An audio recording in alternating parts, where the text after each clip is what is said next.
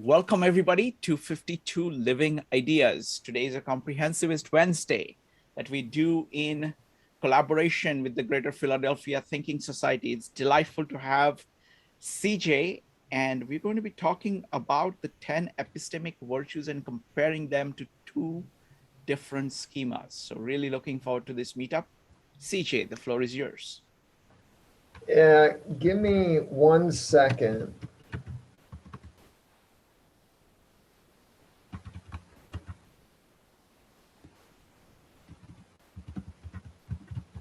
Folks, in this meetup, we are going to cover quite a large area. So please use pen and paper to keep track of all the questions that you have. We have plenty of interactivity built into the meetup. Go ahead, CJ.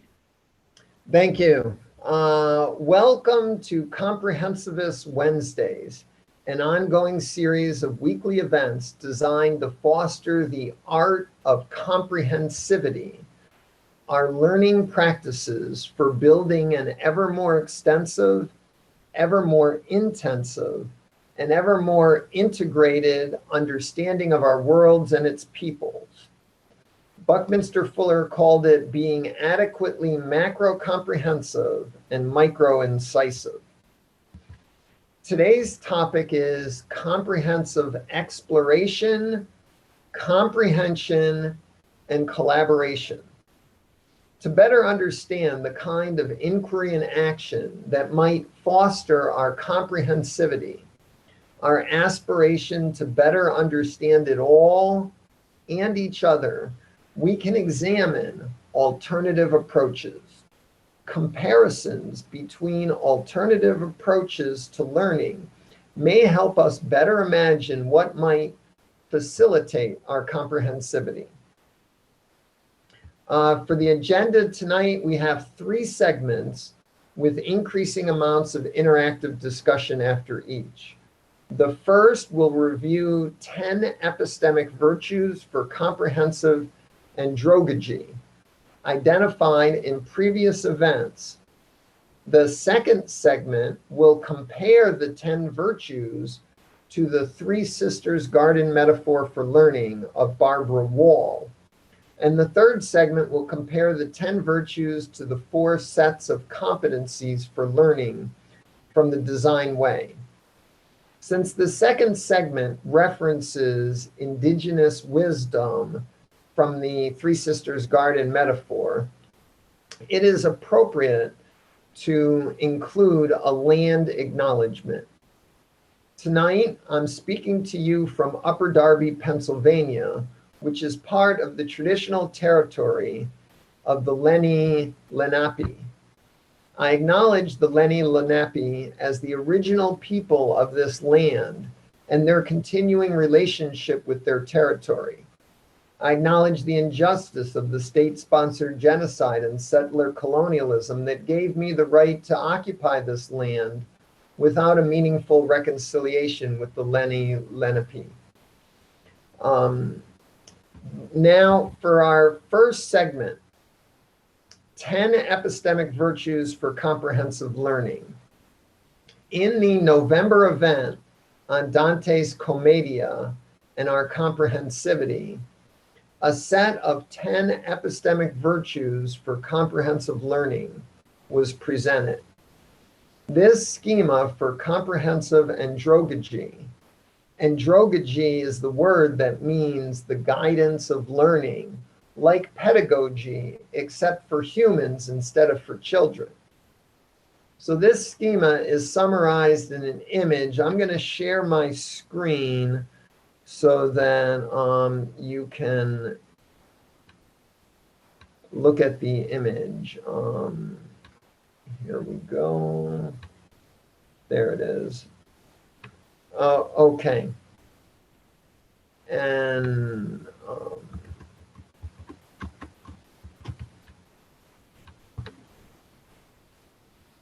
we can organize the 10 values or virtues into 3 here color-coded categories, namely a category of exploration, comprehension, and collaboration, to better identify aspects of comprehensive practice.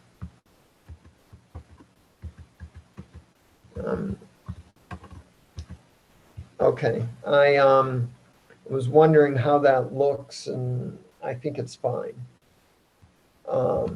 Looks good. Okay, so I would submit that all learning can be characterized as exploration. For instance, when learning by drill to reflexively act in specific ways, the space of possibilities we must explore and master is large enough that it takes many iterations to competently master any such ritual. Comprehensive exploration refers to any learning that engages comprehensive values. We have identified here 6 virtues at the top of the image to guide our comprehensive explorations. We should aspire to adequate depth, breadth, and wholeness so that a survey of experiences, stories, hypotheses, and perspectives may provide an adequate basis for effective meaning making. In the September event on the whole shebang, the video is on YouTube if you missed it or want a refresher. There we learned from Jan's Wiki that our aha moments of insight, our experiences of meaning, may not reflect the truth. So to complete an exploration, we should attempt to identify gaps in our understandings, in our interpretations, communications, and intentions. Due to the possibility of unidentified gaps, no exploration can ever be fully complete. However, we can obtain an adequately comprehensive understanding by at least briefly assessing and surveying the gaps to contextualize the meanings developed in our explorations. These first, the top 6 epistemic virtues, establish an ideal for comprehensive exploration as part of our proposed schema for comprehensive andragogy. The next 3 levels in our schema, levels number 7, 8, and 9, all try to encompass our learning into formulations that offer structures for understanding the world and each other. Generalized principles are vetted abstractions that summarize broad swaths of our experience data. They represent a first cut level of comprehensive comprehension. Such principles and abstractions can and should be put together into an integrated whole system, into an integrity, to provide a contextualized system for understanding the world. Many of the all-encompassing theories that have been developed, such as quantum electrodynamics, qualify as an integrity in our schema. There may be other levels of structured, big picture understandings like these generalized principles at level 7 and integrities at level 8. I propose that we define the highest level of comprehensive comprehension as the broadest, deepest, and most integrated form of question-structured story which we can muster to provide a comprehensively nuanced, interpretive integrity in support of our judgment. That is, the highest objective for our comprehensive learning is to support our facility for effective judgment making. since it is impossible to know a priori the kind of comprehensive comprehensions suitable for the best judgment making. The best we can do is try our best and reflect upon the results. Then iterate and try some more. Comprehensive comprehension is an ideal. As we practice striving for it, our understanding may clarify, and we may learn how to routinely build comprehensive comprehensions at various levels. Comprehensive collaboration, level 10 in our schema, can be engaged at all levels of comprehensive practice. Comprehensive collaboration is the recognition that all our learning is encompassed in our social fabric. The ideas of other people are essential to help us adequately test our meaning making with other experiences, stories, hypotheses, perspectives, and gap seeing mystique. No one working on their own can possibly identify enough considerations to fully complete a comprehensive exploration, let alone a comprehensive comprehension. We need the support of a community of fellow explorers. This collaborative character of comprehensive practice is essential. Even the most comprehensive exploration or comprehension that one person can organize on their own should be considered incomplete until an adequate engagement with collaborators tests and strengthens its ideas. Hopefully, this 10 virtues schema for comprehensive learning helps us better guide our comprehensive initiative taking. There is no reason to believe that this schema is the best possible guidance for fostering our comprehensivity. Most likely, we will gradually discover even better ways to guide our comprehensive learning. The schema is offered as a starting point to begin developing our tradition of comprehensive practice. Now, the idea for this event is to compare the 10 virtues schema for comprehensive learning to the schemas developed in the next two segments. But before I introduce the second schema, we should pause to make sure everyone is okay with the 10 virtues. Does anyone have any blocking difficulties, any confusions, strong objections, or other sticking points that we should address so that your mind is free to take in the next schema? Shrikant, can we organize a brief check-in to address any such difficulties? All right, folks, it's time. If you have questions about these 10 epistemic virtues, this is the time to ask them. Just clarifying questions. Go ahead and type. Keep the questions only on these 10 epistemic virtues, and keep the questions clarificatory and brief. We're going to start with Abraham. Abraham, what's your question? Caesar, thank you very much. You wrote 10 epistemic virtues. What epistemic means here, epistemic virtues, compared to just virtues? I'm a little confused. And also English is my second language, yeah. Epistemic is an adjective for knowing or learning. And so it's a little bit redundant. You know, I could just say the 10 virtues for comprehensive learning, but to emphasize that they are either relating to epistemology or learning or knowing or andragogy, you know, it's throwing in another synonym. Thank you. Next up is going to be Judy, followed by Anton. Judy. Hi, could you clarify number 6, mystique? Mystique is the idea, and I'll be saying more about it later at the end.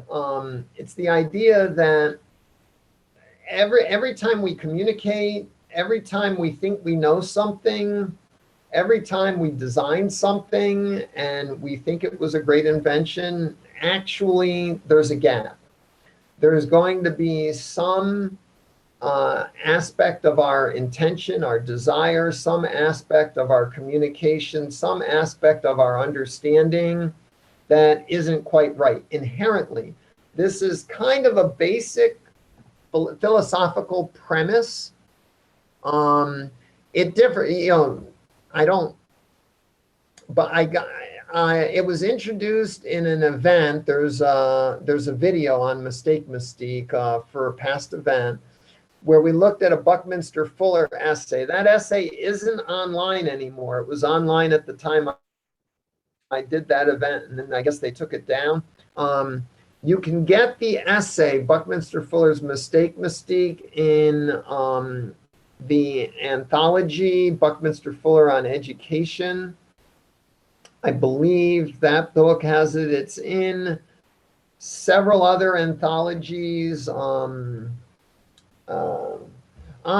In my essay, when they took the link down that I was pointing to, I went back and edited my essay to give some references. So if you look, you know, cjfernley.com/CFC, collaborating for comprehensivism, CFC. And look for the essay on Mistake Mystique. You can just search for Joe, yeah. could you do us a favor and put the link to the essay in the chat when you get a chance? There is no link to the essay anymore, but he could copy and paste my updated reference for what books you can find it in. Okay, perfect. Thank you. Next, Thank you. thank you, Judy. Next up is going to be Anton. Okay, I just had a question about what you're saying, CJ, makes a lot of sense as far as our perspective is informed socially. That makes a lot of sense. But I wonder if can somebody have a nuanced yet broad understanding on their own if they were to do it through reading or listening to audio or studying on their own?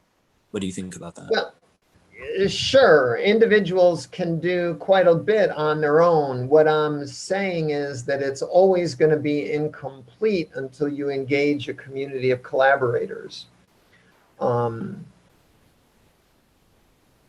makes sense. That's all I had. Yeah.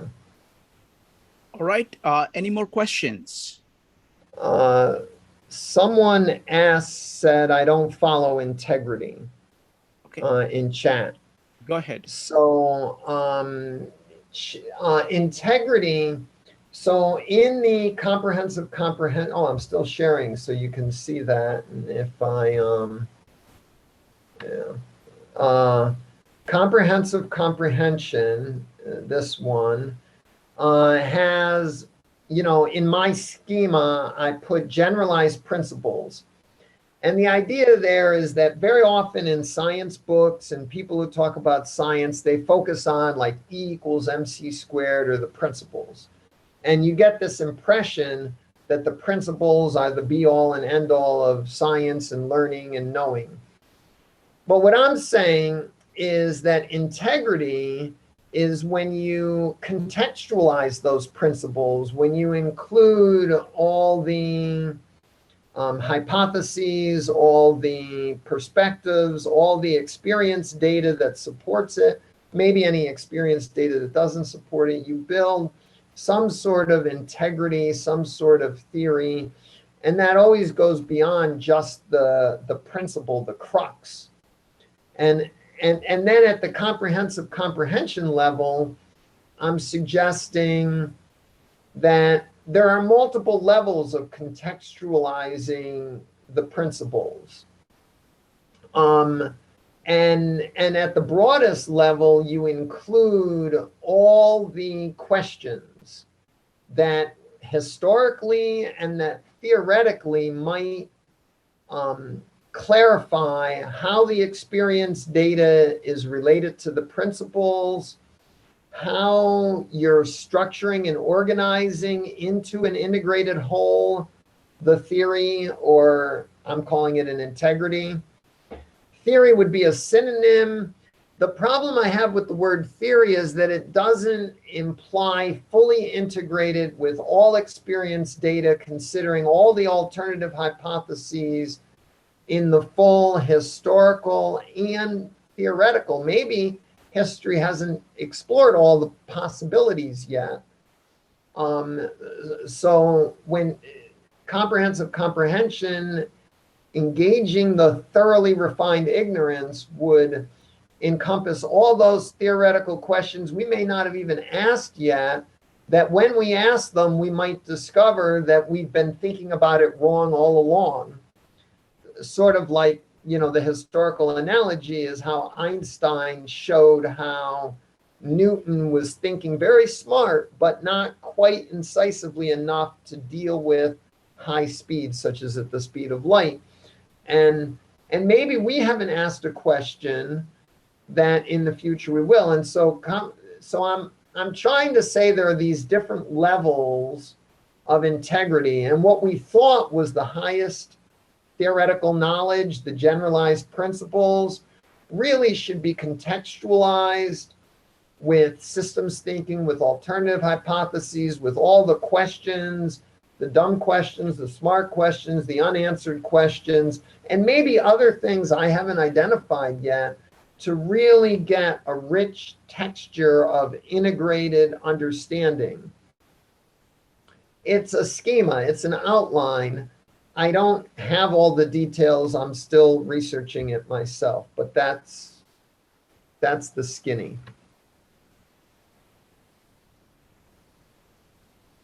Thank you. All right. If there are no more questions, what's the next step? Go ahead, CJ. Yeah, so I'm going to go into segment 2 as soon as my mouse starts behaving. Here we go. How did this? Okay.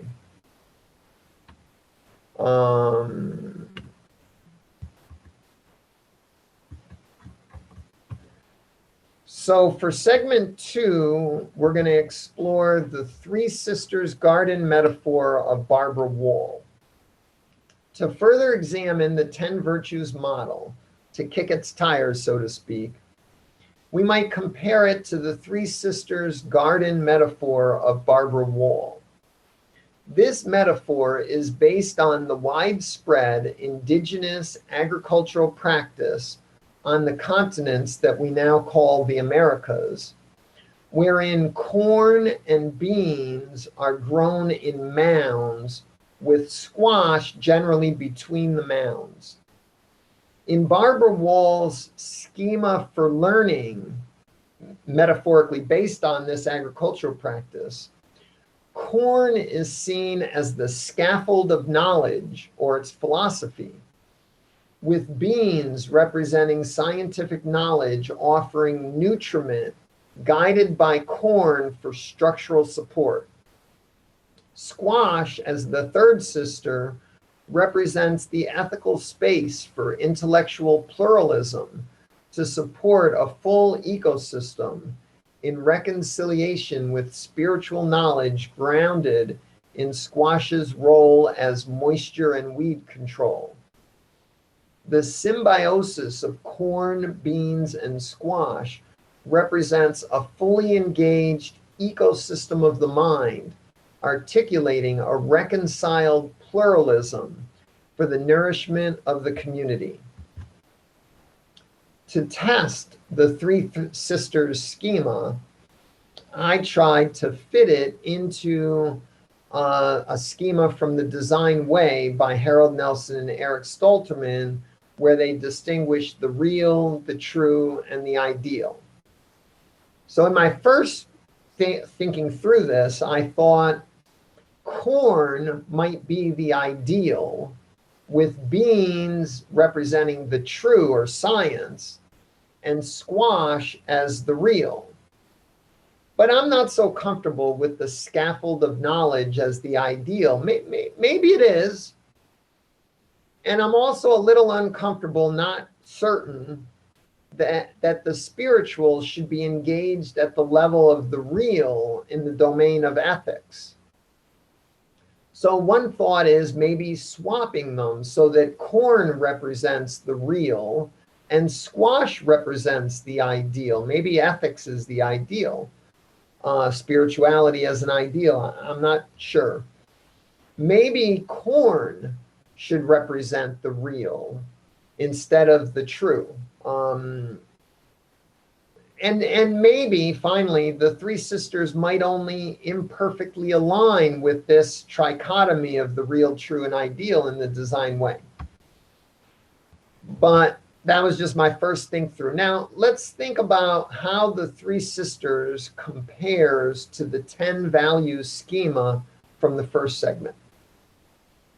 I like the way the three sisters aim us toward comprehensive comprehension as sort of a reconciliation. I love the way the three sisters metaphor invites a responsible pluralism in its emphases on diversity and reconciliation. And I especially value how the three sisters identifies the lack of explicit inclusion of the spiritual in the 10 virtues. I value how the three sisters metaphor emphasizes respect for human and non-human agents. And finally, I really value how the strong collaborative pull of symbiosis and reconciliation is throughout this three sisters metaphor. But I think it's time for you all to think it through. Shrikant, I'm feeling if we did a 4-minute breakout, maybe, participants can share their thoughts, comparing and contrasting the 10 virtues with the three sisters. Sounds good. So folks, I'm going to start the breakout rooms in a minute. The rules in the breakout rooms remain the same. The rule number 1, keep on topic. We're discussing the 10 epistemic virtues and the three sisters and comparing them. Rule number 2, be brief. And rule number 3, feel free to speak your mind, but do so courteously.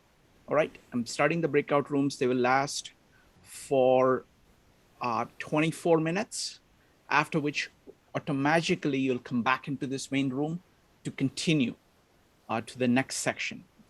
Okay, we had a good breakout. I wanted to invite people from your breakout. You may have some questions from the first 2 segments and the breakout. After this next 3rd segment, we're going to invite all of your questions. And so if you have any questions or thoughts, please write them down now.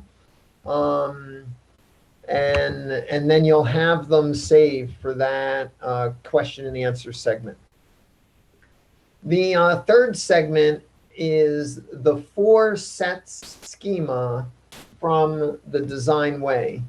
My copy of the Design Way is downstairs. I can't flash the book in front. The 4 sets of competencies for learning schema is presented in the Design Way by Harold G. Nelson and Eric Stolterman. Many of you have explored that book in depth. I'm going to share my screen for the next. I have another graphic. Where is it? Here it is. Here it is. Okay.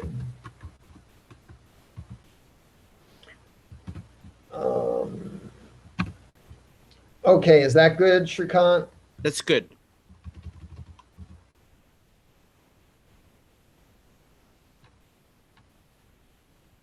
Okay, I'm going to go on.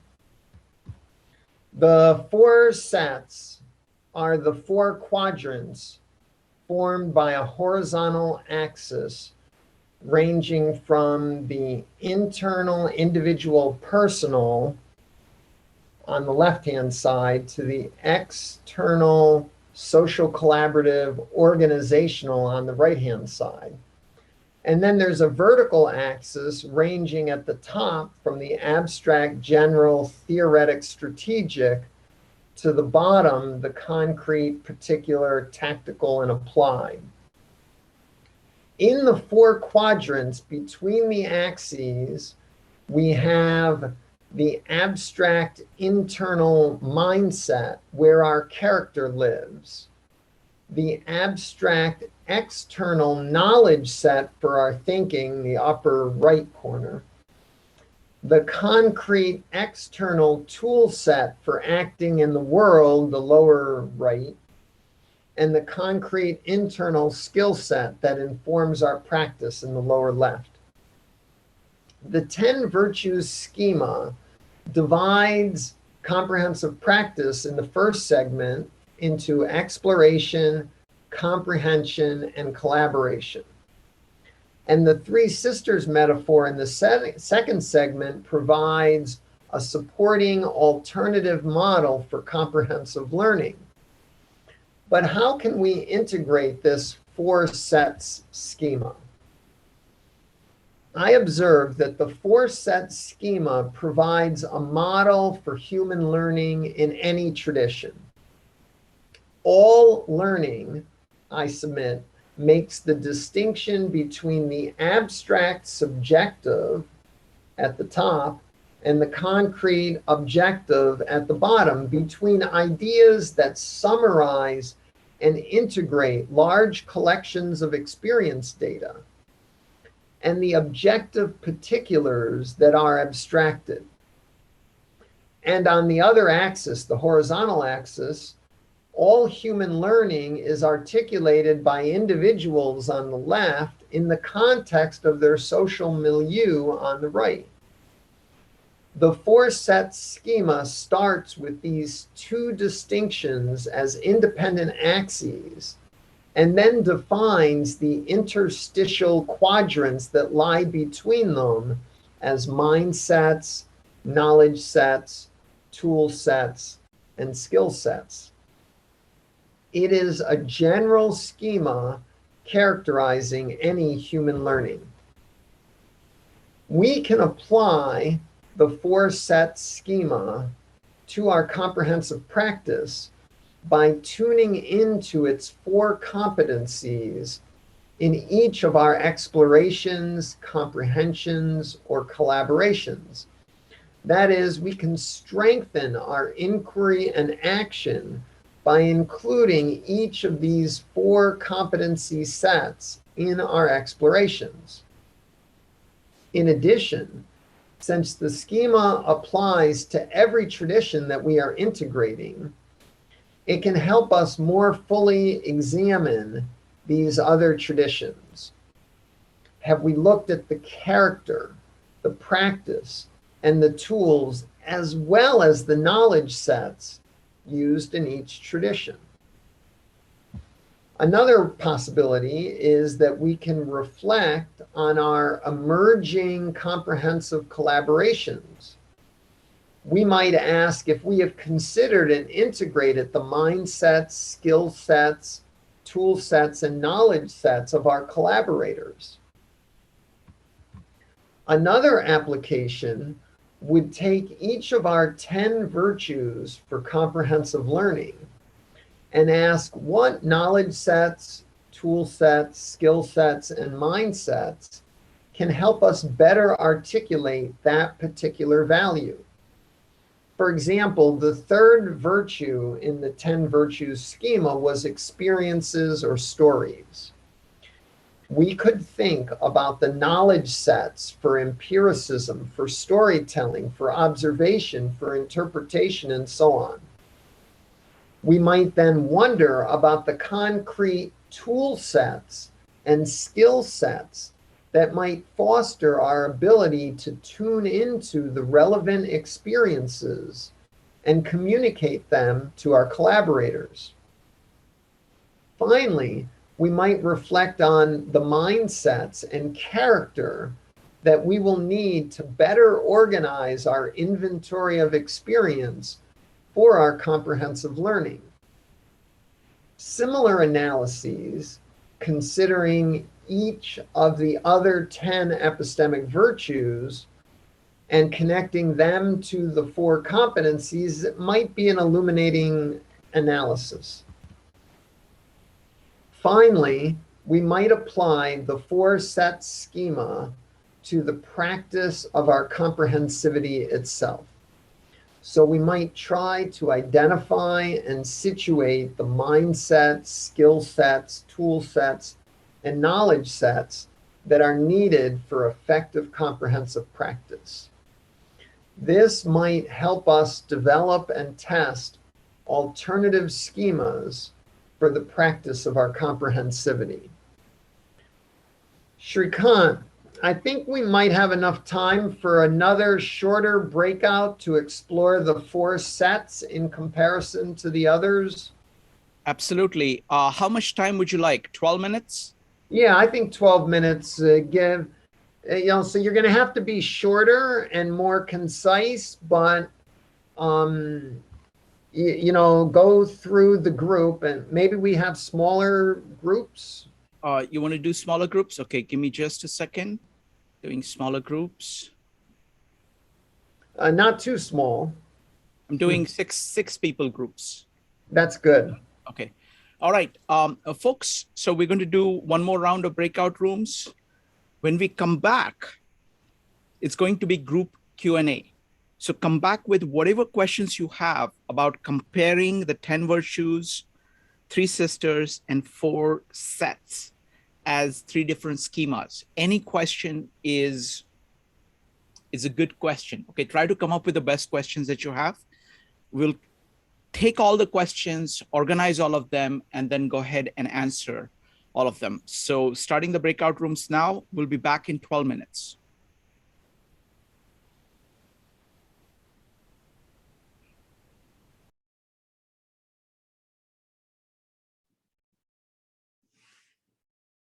Welcome back.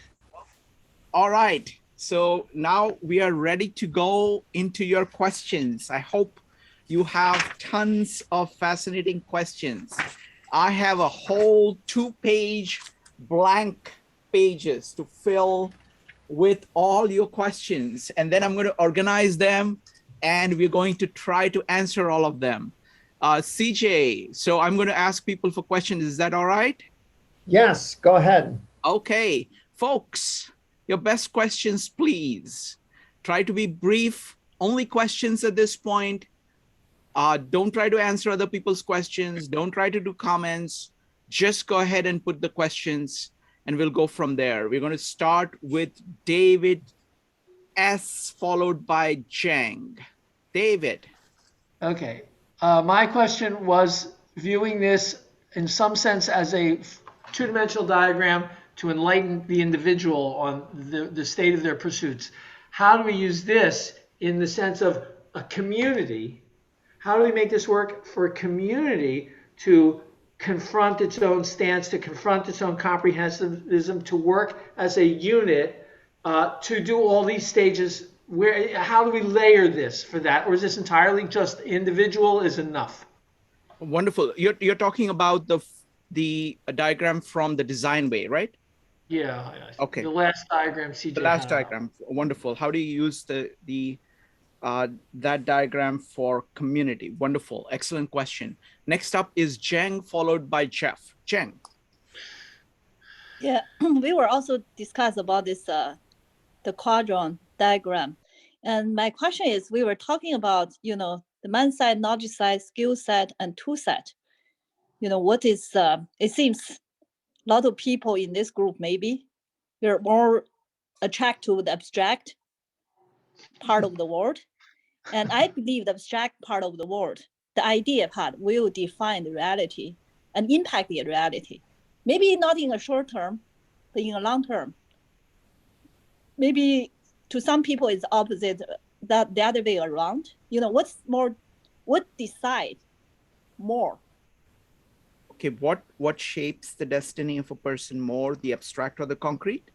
Yeah. Okay, excellent. All right, excellent question. Next up is Jeff.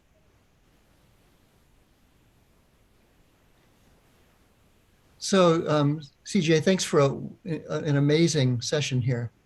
In our group, one of the things that came up was this idea of human beings being collaborative thinkers, and that it's my perception that a great deal of human discussion is competing conclusions rather than invitations to collaborate. And I'd like to hear you talk more about that, because I think that's, David said at the end, that might actually be counter to most human communication and discussion on the planet. So I think it's a big deal. Wonderful. What is the difference between competitive thinking versus collaborative thinking? Wonderful. Next up is going to be Maritza. When we're talking about mindset and knowledge set and skill set and tool set, how do we avoid getting stuck in the set, as it were? So how do we encourage continued change and these, embracing of the 10 virtues as we move here from the abstract to the concrete? How do we not get stuck in one of these sets? Okay, how wonderful. How do you make sure that you don't get stuck in one of the 4 sets? Stuck. Excellent. Next up is Kirby. That was sooner than I expected. Let me put that hand down too. My questions throughout, in collaboration with all you wonderful folks, centered around, isn't like in design way, it's first you have your client and what you're trying to do, and then you dive into a comprehensivist approach up to a point. You don't want to analysis paralysis and all that. But before you dive into comprehensivism, you have what I would call a mission. And going back to Bucky Fuller, who we always invoke, I think his approach to comprehensivism was guided by his particular sort of promise to himself that he was trying to help all humans. Didn't matter if they were communists or labor unionists or, or criminals. He didn't pick out his enemy and demonize. And you find that throughout his career. He never really picks the evil people we have to win against. That's not his game. He's trying to win for everybody. I think if he didn't have that as a mission, that his comprehensivist studies would have been entirely different. And I don't think, because the ocean of knowledge is so infinite, if you don't have a mission or goal, then you're cast adrift. So I'm just wondering, in your schematics, many excellent schematics, where does mission fit in? And is that the squash that we're talking about? Wonderful, wonderful. What is the role of mission in any learning schema? Excellent. Next up is Kevin. Thank you, Santa and CJ. And I will look for the kind of icebreaker for comprehensivity. Let's see, we got 10 virtues, 3 sisters, and 4 squads. What is the most important one for each category? One virtue, one of sister, one of Okay. yeah. Excellent. What's your best pick, or others? Thank you. What's the one best pick from each of the 3? All right. CJ, these are just fantastic questions, okay? Amazing questions. And I think I want to get to all of them. Okay, I want to get to all of them. So let me just, we have got 6 questions. The first one is, how do you use these schemas, especially the 4-set schema, in a community? But I'll make it wider. How do you use any of these in a community as opposed to an individual? The second is a question about individual differences. Some people prioritize abstract, some people prioritize concrete. What is the implications of that? The third one is the difference between building collaboration as an integral part of thinking versus competition as an integral part of thinking. The fourth one is, how do we make sure that we don't get stuck in one of those quadrants, one of the sets? Fifth is, what is the role of mission in learning? And sixth one is, if you had to pick just one from each of these, which one would you pick? Okay, so I want to go to all of these questions, and it's going to be challenging to do that. So I invite you to keep your answers as short, as crisp as possible. And let's see if we can answer or go through all of these. Okay, so we're going to start with, let's see here, give me a second. Okay, we're going to start with the mission. What is the role of mission in learning, regardless of the schema you're using? Whether you're using the 10 Epistemic Virtues, 3 Sisters, or the 4 sets. What is the role of mission in guiding you? Go ahead and type exclamation mark if you would like to answer. Everybody is welcome to give their own answers to each of these questions. So feel free to, and just keep your answers brief so we can have everybody's answers to all these 6 great questions. It's going to be Maritza, followed by Joe. As someone who's used the 3 Sisters method often in gardening, I want to say that the role of mission is the role of the dirt, the mound. So if you have ever done the 3 Sisters method, you know that you need to make a hill.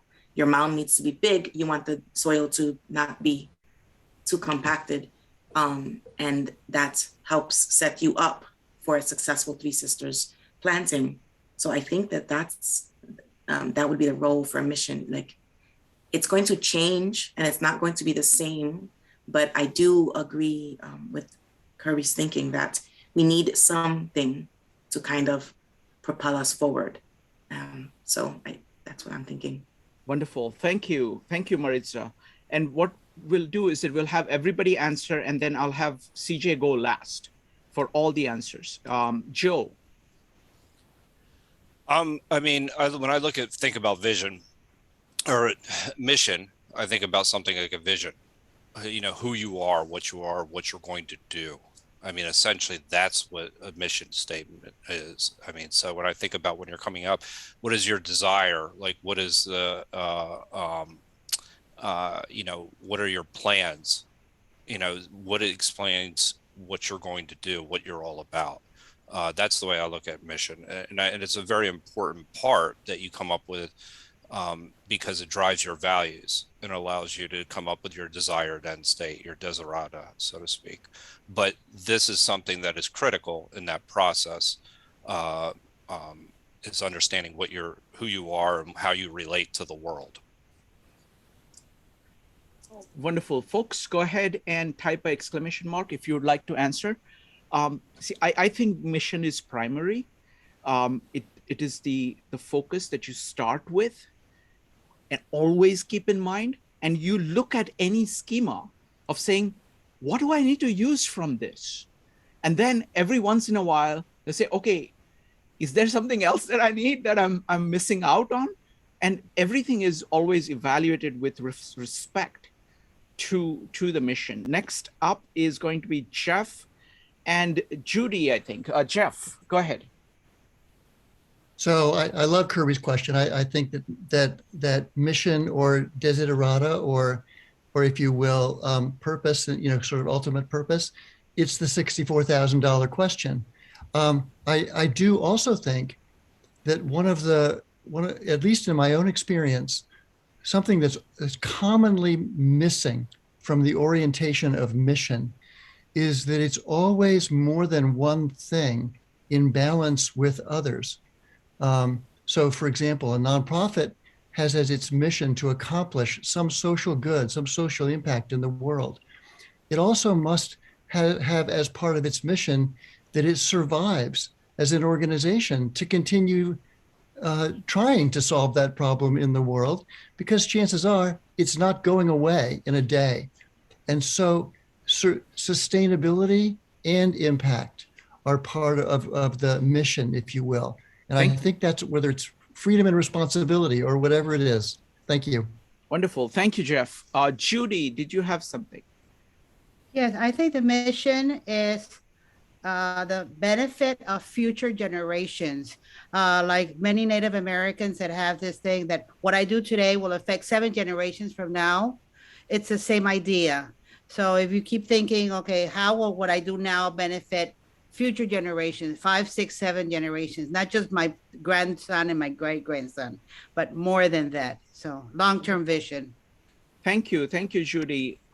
Mike, what do you think is the role of mission in in learning? 45 seconds, please. Go ahead. 45 seconds. I think all of these things are interrelated, as Jeff said, just implied or stated. Now, what happens is we got the 3 sisters, we've got the virtues, we've got the design way approach. You should always get the same answer.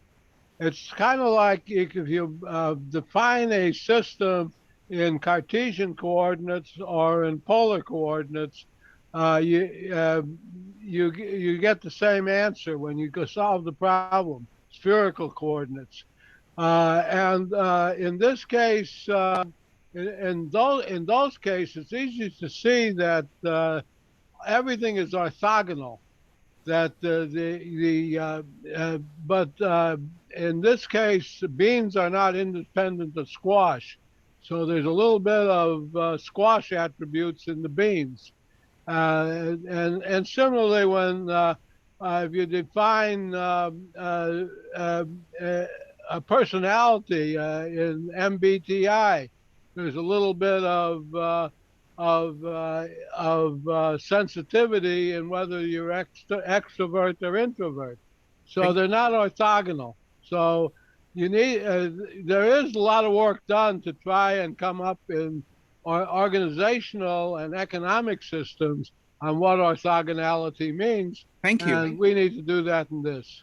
Thank you. Thank you, Mike. A great point. I really like the point about the thinking of this as different coordinate systems, and you're trying to map the same mission through multiple ones. Excellent. Next up is going to be CJ. CJ. Yeah, thanks for that question, Kirby. You're right. I do think I've missed explaining this, and it is central. My focus in developing the 10 virtues model and including the others is to try to abstract what is a comprehensive practice.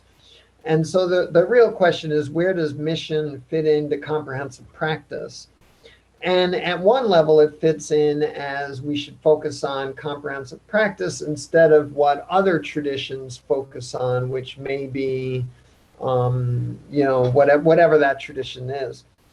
Now, mission is a little tricky. I'm not even sure it's the right word. I think intention might be more specific than mission. Intention in the design way, in my interpretation of the design way, is how we integrate our values and our desires into a desiderata organized as an intention to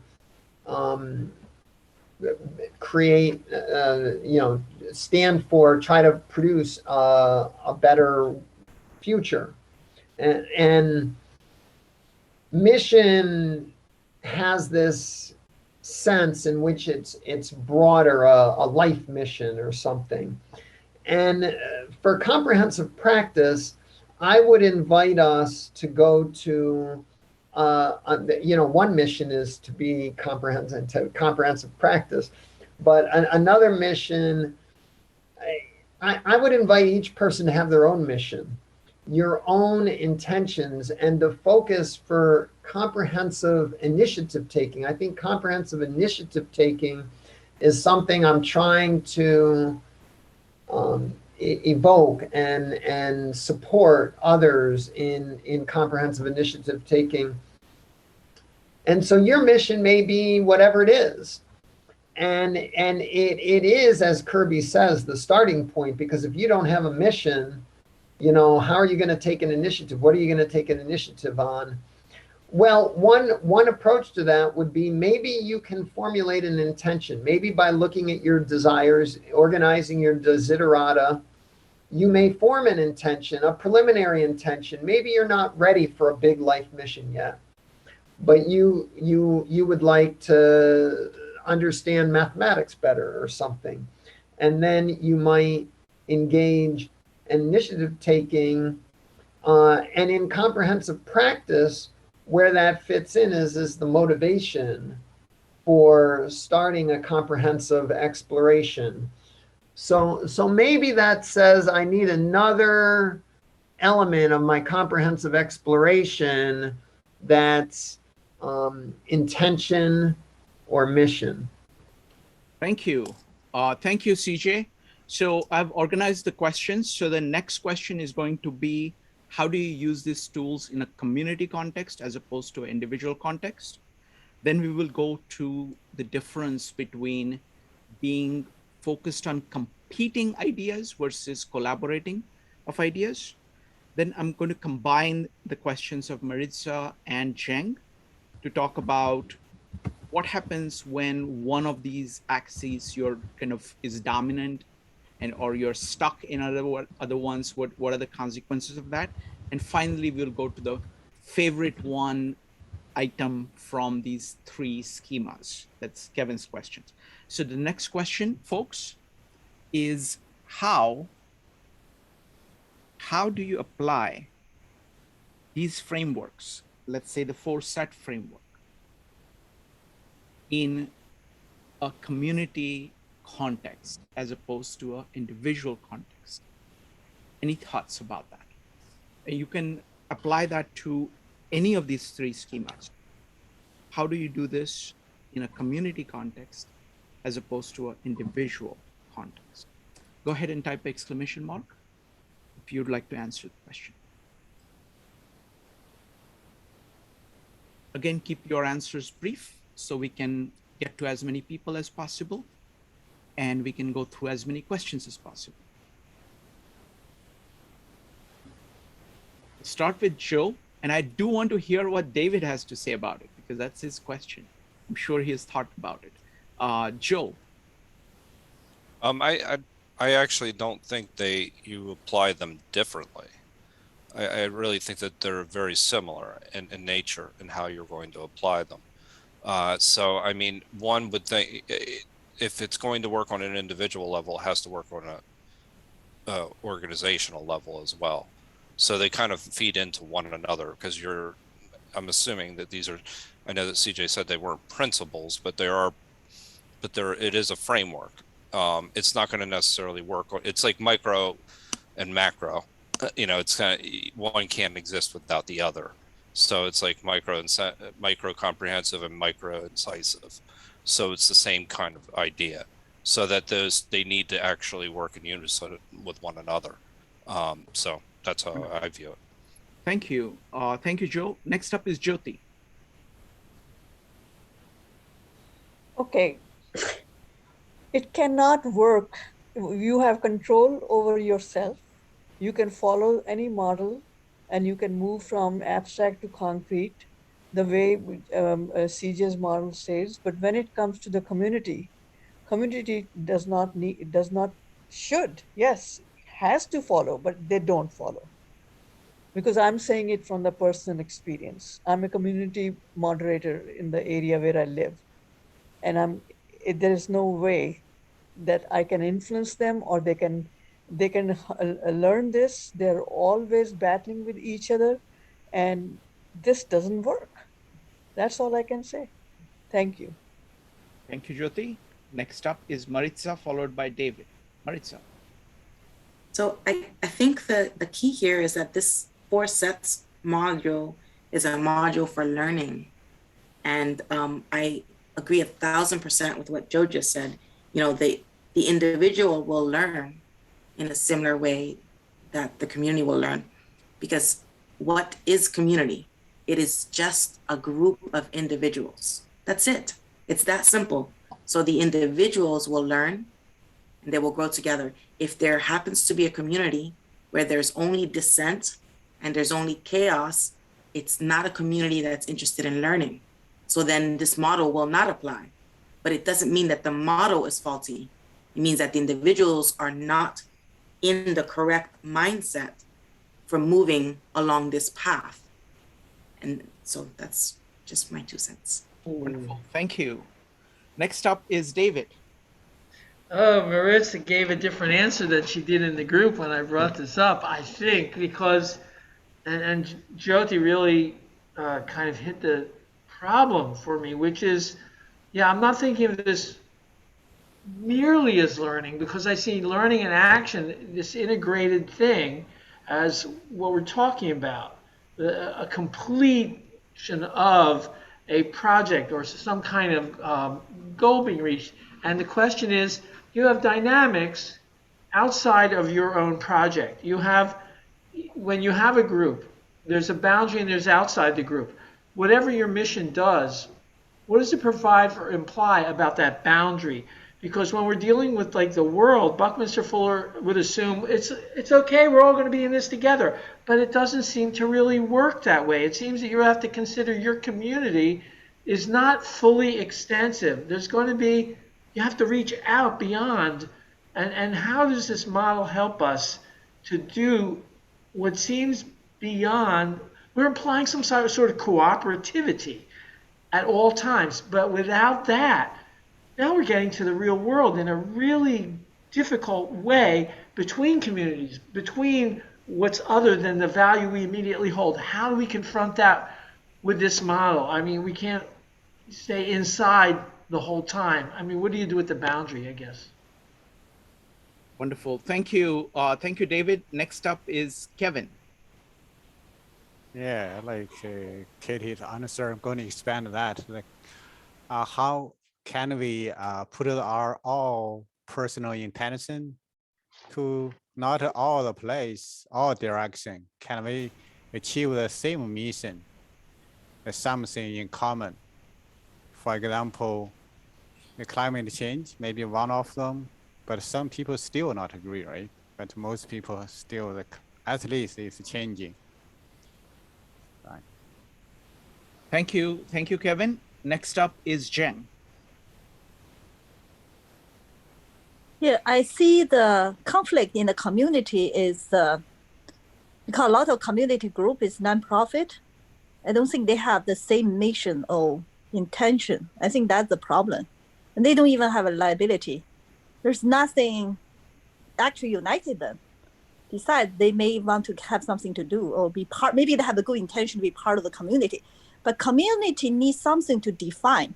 I see the problem is that even in a country too, like what's really united people together?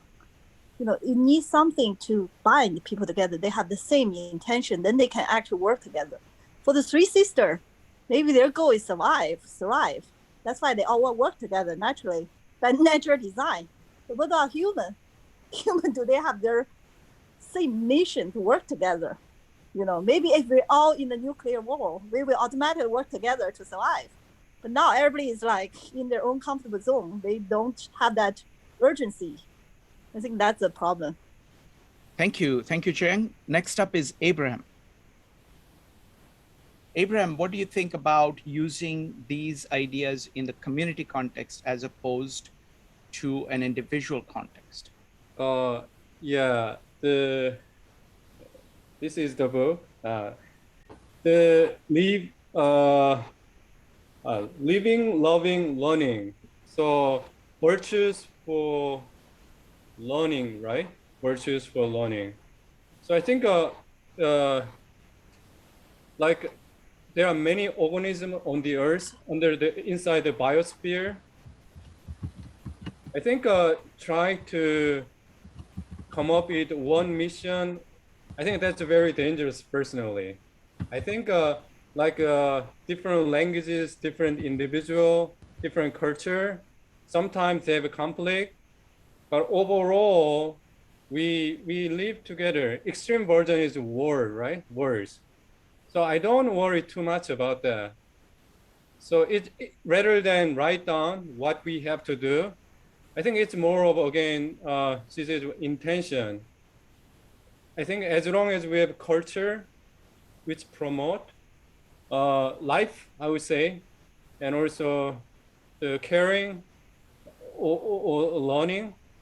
But the flip side of it, what if some psychopaths, let's say I have potential to be a psychopath, I don't want to cooperate. I want 99 wives instead of one. I mean, extreme version. Anyhow, that's my thought. Thank you, Abraham. Next up is Judy. Yes, hi. I think that we confuse groups with teams when we talk about communities. To move a group is kind of easy. You know, you make the spark somewhere and everybody starts jumping around. But to move a team of people to work together for a common purpose, that is very difficult. And if you go to any organization and look at how teams are built, you'll see that it's one of the most difficult things to do. So I think we need to think about that a little bit more. Thank you, Judy. I want to give an example that all of us can talk about, and that is this discussion right here. Okay, we're talking about learning schemas, and I basically agree with what Joe and Maritza are saying, that there is the individual and community, the pattern is the same. There is variation within individual. Community is simply, a group of individuals. Take these meetups, for example. All of us are different individuals. And right at this time, we are a community. We are working on this topic together. Some of us are more abstract, some of us are more concrete. There is individual going on. I'm using the 4-set model. There is individual going on, the knowledge inseparable from the knower, and there is the external going on. There is the characters are involved. All our characters are on display here, plus all our thinking. We are trying to put together our ideas, explicating our ideas. There is action here in terms of speaking. There is the skills. So all of these are there, and some of us are stronger at one than the other. There is a lot of potential of learning together, but all of it presupposes the collaboration, as a base. It is the values and common values, common knowledge that provides a platform for collaboration amongst individuals. So I find these models, whether this one or Jung's cognitive functions, they map very well for me between individuals and community. There is strengths and weaknesses within an individual. There is strengths and weaknesses, and both the differences in strengths and weaknesses can be combined so that the working together is much stronger than the two parties individually. So all of this, but these kind of frameworks are as useful to me in thinking about the community as it is for individuals. CJ. Yeah, it's an important question that I haven't explicitly addressed. What I'm trying to do with this topic, with the 10 virtues schema, and with the other complementary schemas, is to imagine, envision, and create a community of practice for comprehensive learning. And you know, in one sense, the three models are proposed to help precipitate the coherence and development of our community of comprehensive practice. So in one sense, you know, one way I look at it is I'm trying to design a new tradition of inquiry and action called comprehensivity, comprehensivism, comprehensive inquiry and action. You know, I have a bunch of synonyms.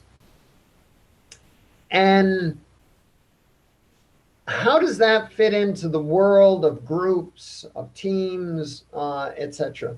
Well, we know from sociology, from cultural studies, from other social science explorations, that always humans form rules-based groups. We're as Kenneth Taylor says, we are norm-mongering creatures. We monger our norms. And so any group is going to have each of us saying, you know, I don't like this, I value this, this is my value. We're always mongering these norms.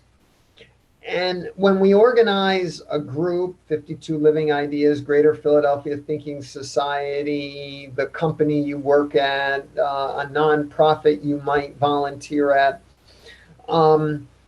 the participants and the organizers monger norms, propose values to cohere that community, to define the boundaries, what's on topic, what's off topic, what's permitted, what's not permitted.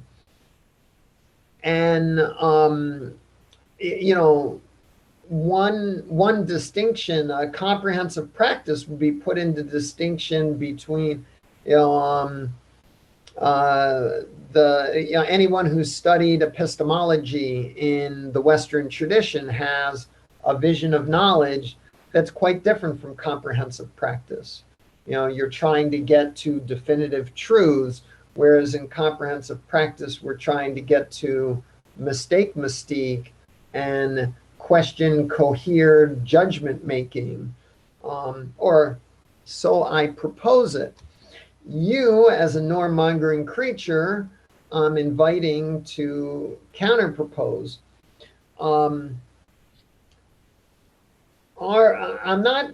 I don't quite right now see the four sets model as values. I see it as distinctions characterizing any learning experience. But to apply, what I really like about the four sets model is by engaging the tension between the general subjective and the concrete objective versus the individual and the group, the social, it identifies the tensions that structure our community practice, our individual practice even. And I'm losing the thread. All right. Yeah, let's go on. I've got a conclusion at the end. I'll tie up some loose ends. Sounds good. Next question is David's question on competition.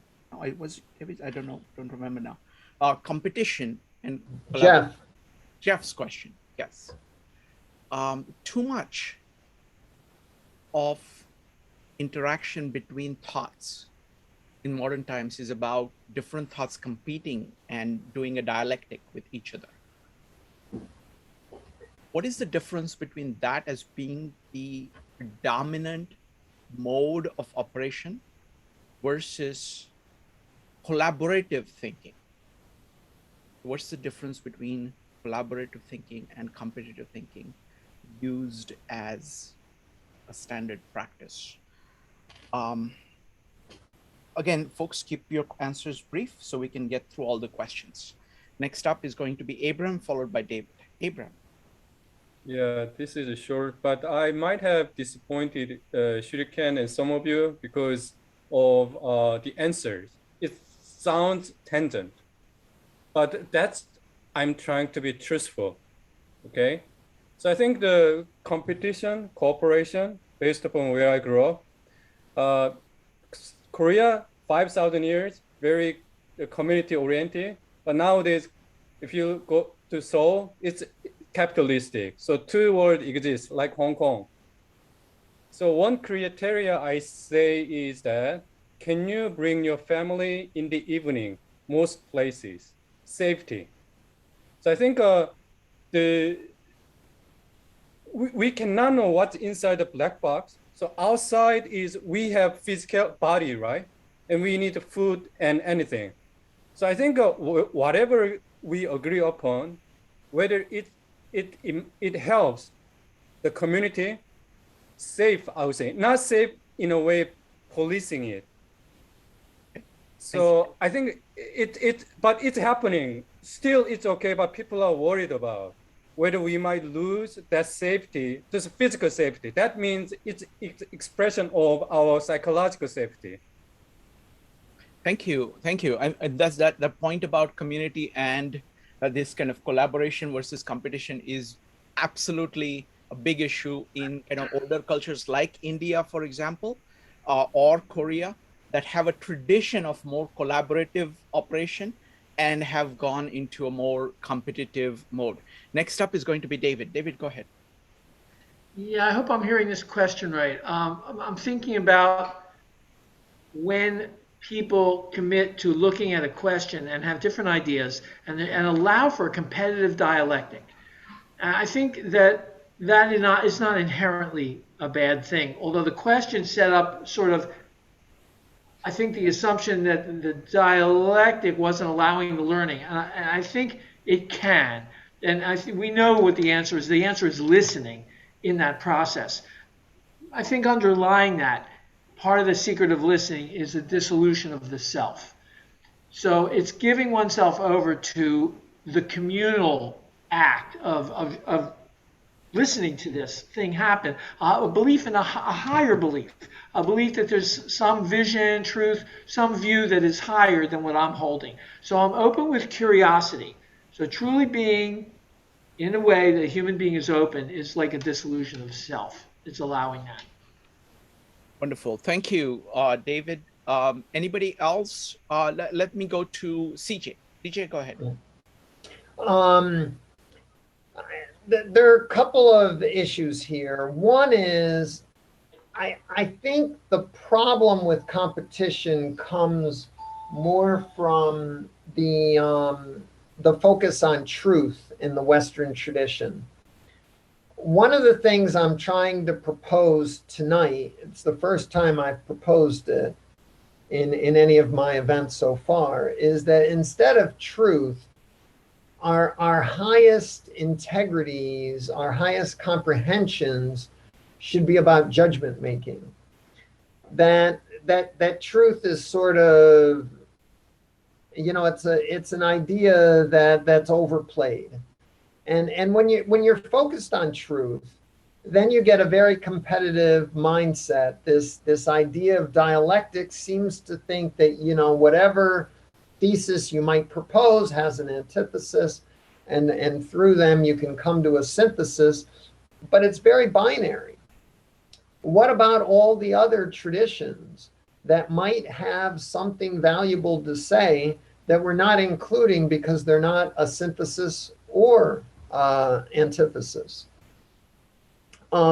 I think dialectic is maybe, as Edgar Allan Poe said in one of his pieces, the way of creeping, or maybe it's the way of crawling, and a more integrative approach that engages breadth and depth and integrity and wholeness, and is going to learn, I would hope.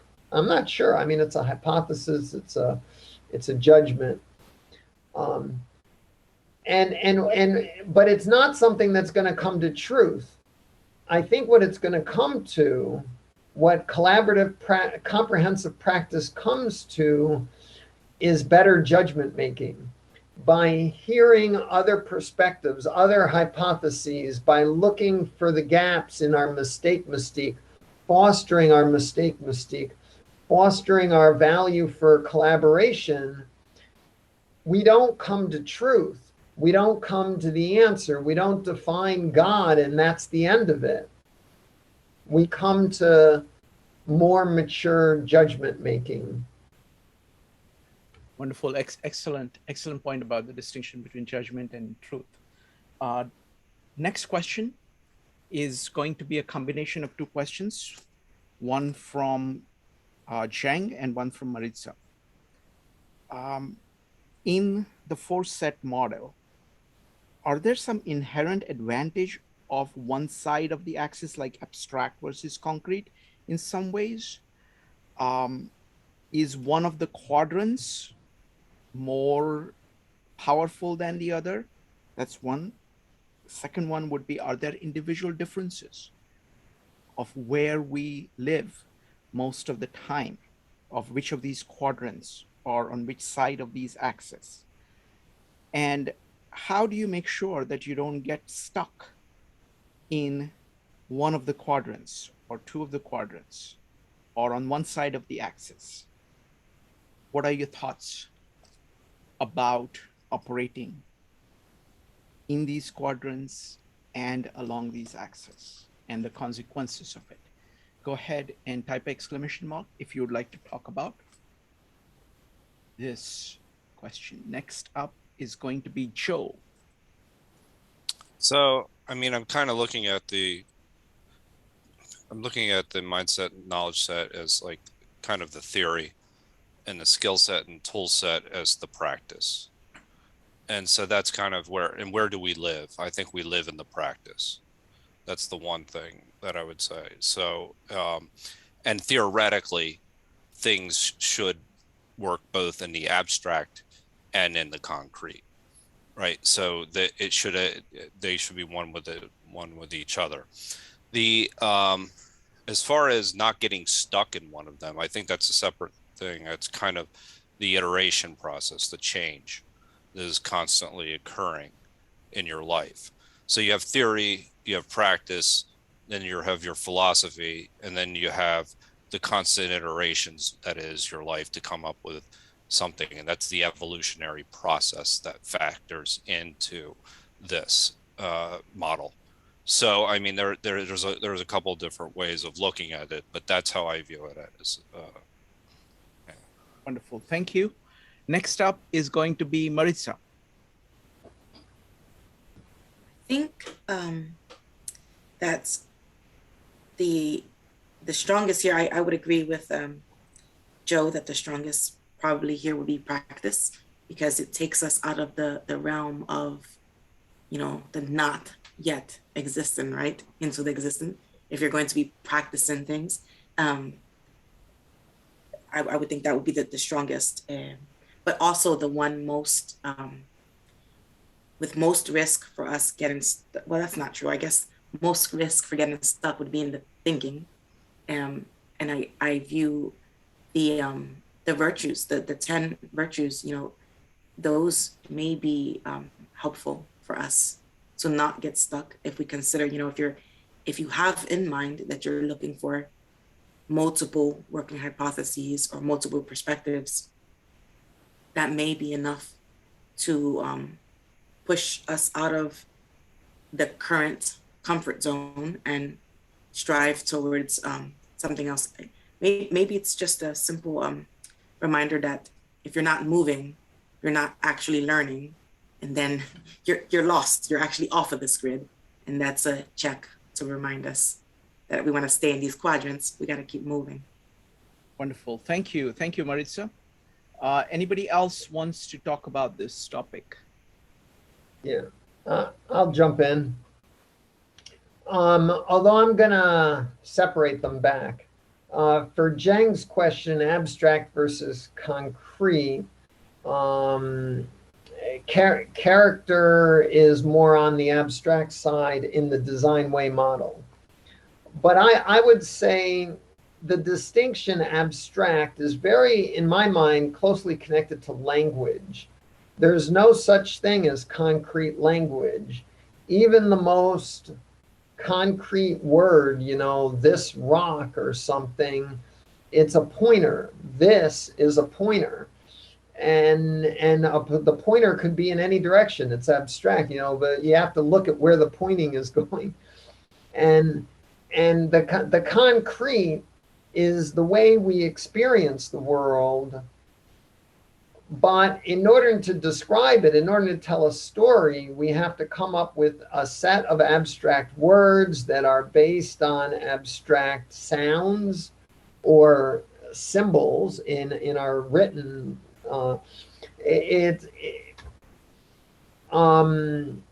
So abstract in some sense is more associated with the social and the community because it's about communication. And the concrete is more about experience, which is very individual particular. So actually those two axes that seem to be orthogonal might actually be parallel. I'm not sure. And Maritza's question, how do we avoid cross-categorical thinking? You know, my central thesis, it goes back to, I think it was December 2020, where I organized a topic on the method of multiple working hypotheses of T.C. Chamberlain. It's a beautiful essay. If you've never read T.C. Chamberlain's essay, seek it out. You can find the essay on the Collaborating for Comprehensivism website. You can find the YouTube video on the 52 Living Ideas video YouTube channel. And the idea is that to really think through things, we need multiple working hypotheses. So I would suggest the way to avoid cross-categorical, I think Maritza's idea was bottlenecks or blindnesses or challenges, is to have more than one schema, more than one model. And that's a big part of the reason why I presented three. I thought that one schema would encourage a hardening of the categories. And by having these multiple overlapping categories and descriptions, I think fosters a deeper, broader, wider, more complex thinking that, you know, compare it to dialectic. Can you do what I've tried to achieve with these three schemas with a dialectic? How would that dialectic go? Where would your thesis and antithesis start with to produce this kind of three overlapping, partially contradictory schemas as a basis for organizing a conversation? This whole topic was designed as an exemplar for comprehensive practice. Wonderful. I do want to comment on this, your observation about making these two axes parallel. And I want to add to that. I want to also connect it up with what Joe and Maritza was saying. So if you bring the individual and concrete together, you take these axes, bring them together one side. So that's the practice, you know, actual action of living. That's what you are fundamentally, everything has to be based, you know, you have to do that. You are trying to live. What about the other side?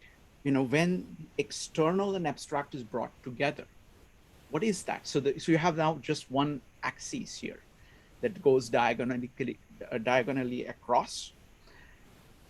I think the foundation is that you have the particular action is the foundation of your life. But the only way to get perspective on it is to look at what the other people are doing and other people are saying and bring all those multiple perspectives together in order to have a better perspective on what your life is. So the abstract is a perspective. It's a way of rising up from the particular concretes that you are focused on, emotionally attached to have a larger perspective.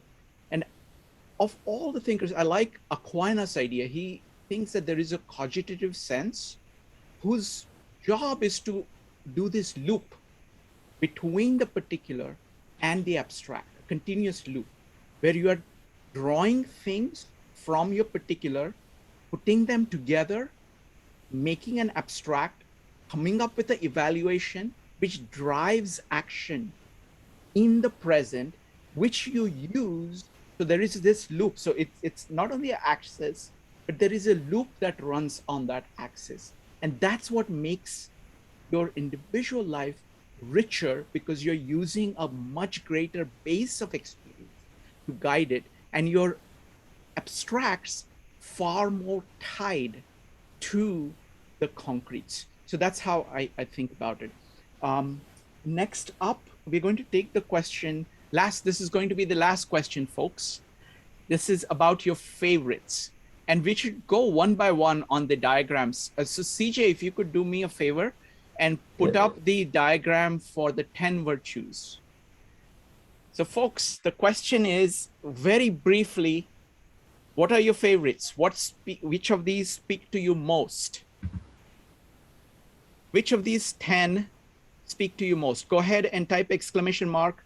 Very, very quick answers. Maybe if you can give like 1 or 2 sentence descriptions of why, but which of these have, which do you think speak to you most, which you use most, which you focus on most? Go ahead and type exclamation mark if you would like.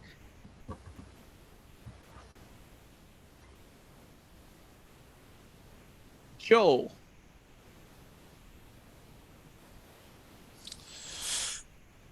So I'll say, just to be very brief, mystique,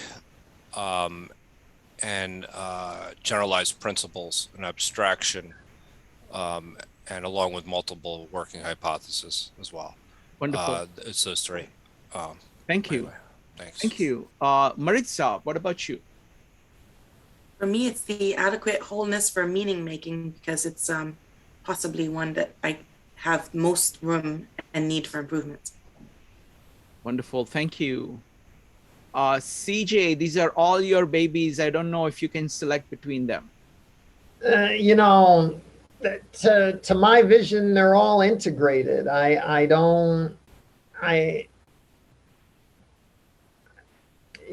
not going to pick favorites.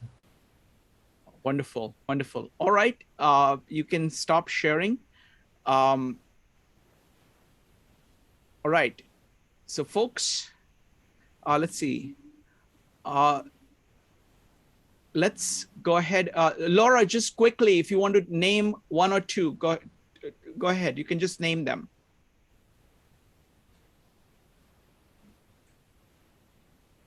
Okay, Laura, you're having trouble unmuting. Okay, next up is Judy. Did you have something? Just my favorite are the first 2, adequate breadth and adequate, the other one. Depth. Yeah, depth, because that's where it all starts. The exploration starts there. Wonderful. I like those 2. Wonderful. Thank you. Thank you. All right. Fantastic. Now, any closing remarks? Yeah, I have a few closing remarks. Let me refresh my screen here. Comprehensive practice as we have been considering it, consists of exploration, integrative comprehension, and collaboration. To better articulate these three aspects of our emerging tradition, we examined a 10 epistemic virtues schema for guiding our practice. To further explore how we might articulate our practice, we compared it with Barbara Wall's Three Sisters Garden metaphor for learning. Finally, we reconsidered our practice and our values in comparison with the 4 sets of competencies for learning from the design way. Hopefully, we now see better how to explore, comprehend, and collaborate comprehensively. We have made some progress developing our thinking about the nature of comprehensive practice. However, the various partially overlapping ranges of epistemic virtues, vegetable garden metaphors, and competency categories remind me of Robert Sapolsky's dangers of categorical thinking. He warns, first, we can miss the big picture by focusing on boundaries.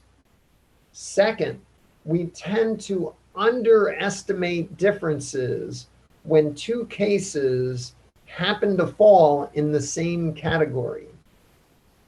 And third, we tend to overestimate differences when cases happen to fall on opposite sides of a boundary.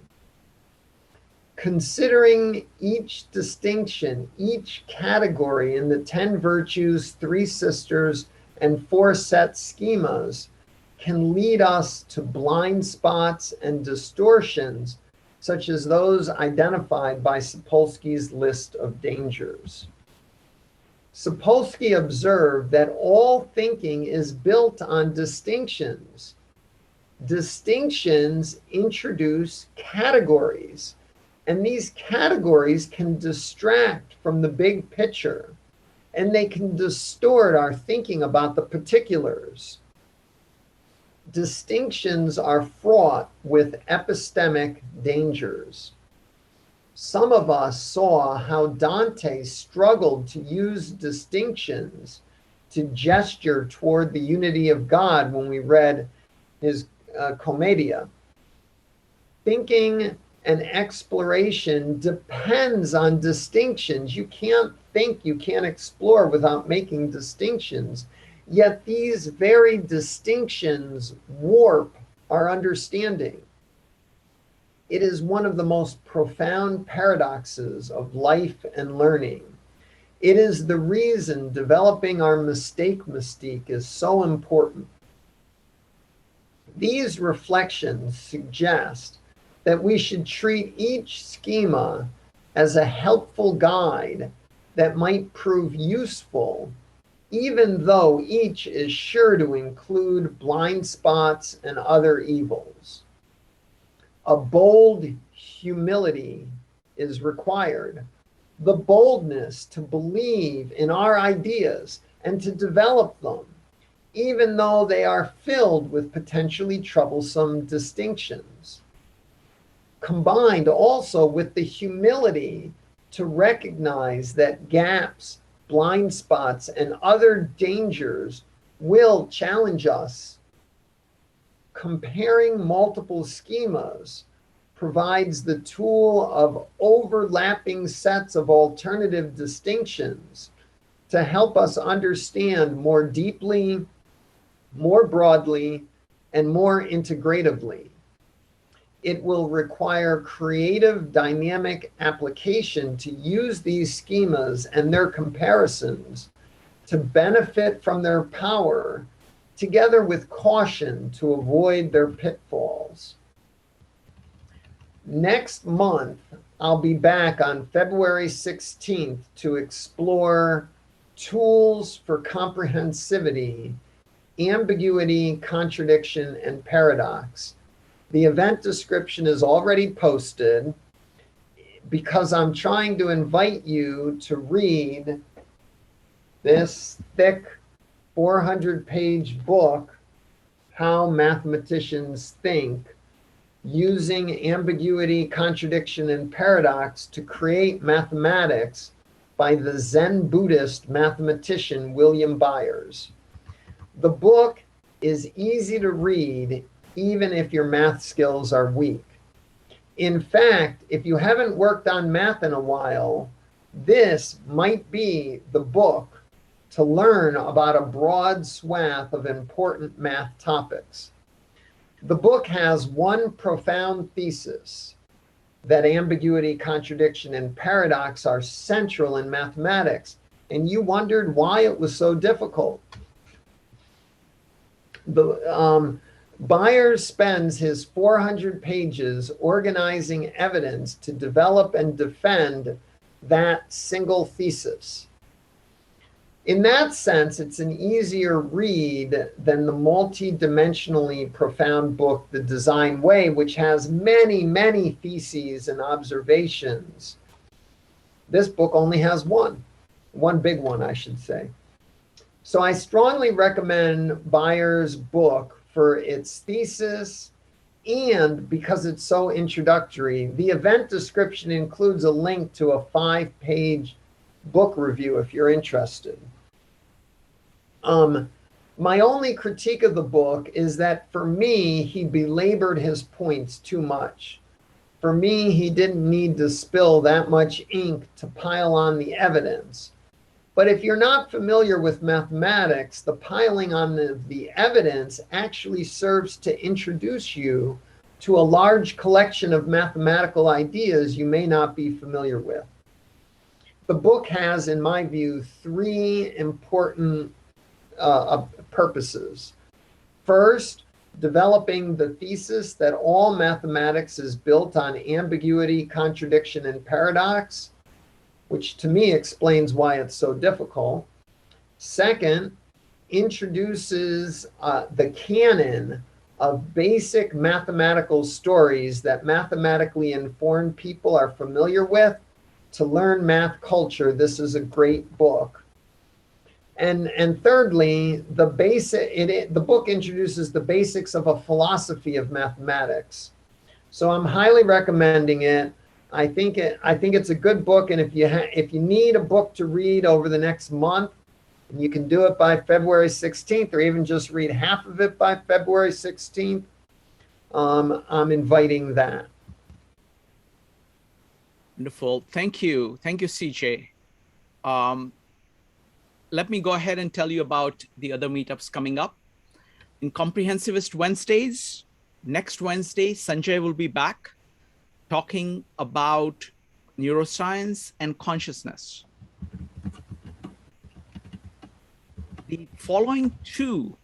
One of the following 2 Comprehensivist Wednesdays, I'm going to get my friend Rupali Sharma, who is an architect, to talk about color, just the nature of color.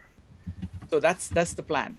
I do have one additional slot. If you guys, if anybody wants to propose something, let me know. This weekend, we're starting a whole bunch of interesting things. We are doing a meetup. We're doing a series on The Fountainhead by Ayn Rand. This is going to be Saturdays at 2 p.m. On Sundays, I have 3 meetups. The first one is going to be on the gut microbiome and its impact on our health. One of the researchers a young researcher who is working on this topic is going to come to give us an overview. I'm going to have a conversation with him. That's going to be at 12 p.m. Joe has been away at a Stoic camp, and I have missed talking to him. So I'm going to be interviewing Joe on Stoicism and on Duties by Cicero and his experience immersing in the Stoic world for 3 days at a stretch.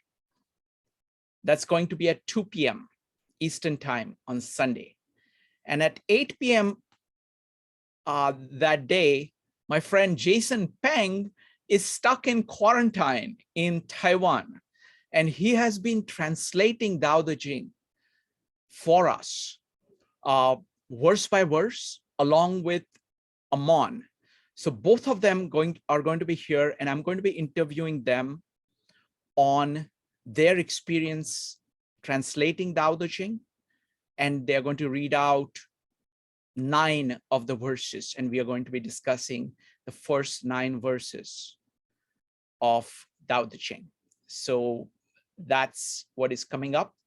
Our series on the Gospel of John continues on Thursdays. Tomorrow, we're going to be looking at Aquinas' commentary on the Holy Spirit from chapter 7 of the Gospel. On Friday, we do Bhagavad Gita. We're going to be looking at chapter 7, I think, or chapter 5, I think. I'm not sure. It's there on the meetup page. I think it's chapter 5. It's chapter 5. And then we'll be back to Tao Te Ching on Tuesdays. The series, The Design Way, is coming to an end. And the author, Howard Nelson, has graciously agreed to come on January 31st to talk about the way forward. How do you apply the book to the life today? And he will be happy to answer all your questions about the book. So really looking forward to that. So that's what is coming up. CJ, thank you so much. Fantastic meetup as always. See you soon. Sorry, could you unmute yourself, CJ? I was just saying thank you. Thank you. All right. Good night, everybody. See ya. Bye.